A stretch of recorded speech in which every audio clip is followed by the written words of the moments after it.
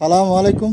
Hello দোস্ত, সেই গারোসুর পাহাড়ের চতুর সাইডে দেখাইতেছি। দেখেন সব জন আসছে, আমরা একটা গ্রুপ আসছি, সবাই ছবি তুলতেছে। দেখেন দেখেন পাহাড়ের সেই খণ্ড খণ্ড পাহাড়গুলো আপনাদেরকে দেখাইতেছি। দেখেন কত খণ্ড খণ্ড বড় বড় পাহাড়। দেখেন আপনারা,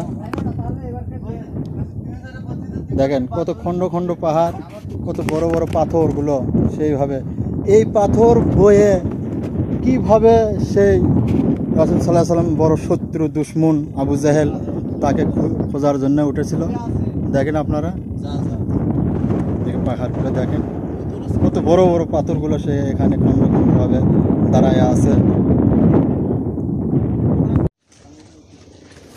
হ্যালো দোস্ত, কত ছোট সুন্দর ফুটফুটে এক বাচ্চা, সে আসছে মনে হয় সিরিয়া অথবা মিশর হবে। সে গুহার ভিতর ঢুকলো, দেখেন যেখানে জিয়ারত করে সেখানে ঢুকলো।